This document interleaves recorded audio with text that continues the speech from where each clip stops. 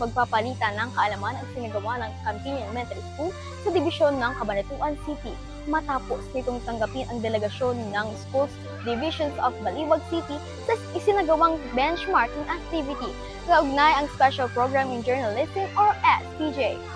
Dumalo sa nasabing aktibidad sina Chief ng Curriculum Implementation Division Dr. Alexander Neri at Education Program Supervisor in Filipino Dr. Daryl Kakananta, kasama ang iba pang kinatawan ng Schools Divisions of Baliwag City. Sa pangunguna ni SPJ Focal Person Mirzin A. Valdez at sa isang patnubay ni Punong Guro Trinidad G. Beltran, binahagi ng guro ng Campiña Elementary School ang kanilang mga programa, inobasyon at pinakamahusay na pamamaraan sa pagpapatupad ng SPJ.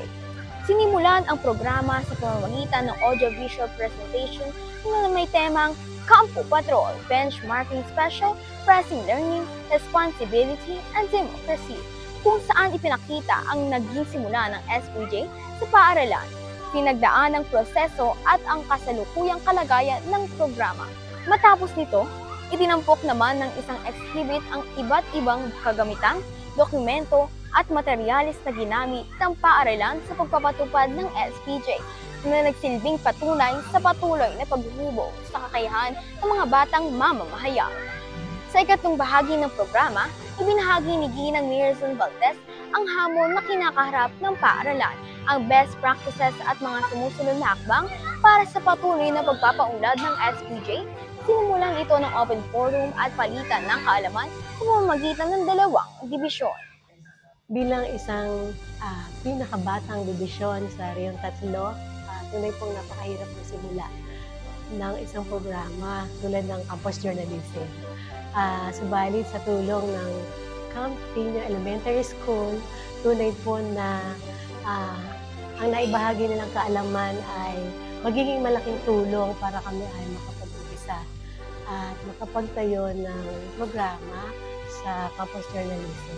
Ang kanilang mahusay na pamamaraan, mga inobasyon at mga itinurong dokumentong dapat na ihanda ay malaking tulong para kami ay maging matugumpay din katulad nila sa pamamahayan.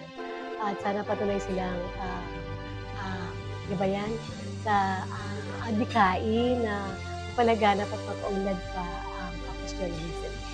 Bilang huling bahagi ng aktibidad, sinagawa ang benchmarking tour at classroom visitation kung saan aktwal na nasaksihan ng mga bisita ang pagpapatupad ng SPJ sa loob ng mga silid-aralan. Sa pagkakataong ito, ipinakita ng mga mag-aaral ng Campiña Elementary School ang kanilang husay, disiplina at kahandaan bilang mga batang mamamahayag. Nasaksihan ng delegasyon ang aktibong pakikilalahok ng mga mag-aaral sa iba't ibang gawaing pang-SPJ, kabilang ang pagsusulat, pag-uulat at iba pang kasanayan sa larangan ng pamamahayag. Layunin ng naturang benchmarking activity na mapalakas ang ugnayan ng mga paaralan ay bahagi ang makabagong estratehiya at makatulong sa pagpapatatag at pagpapaunlad ng SPJ program sa School Divisions of Baliwag City. Maraming salamat po, Campiña Elementary School.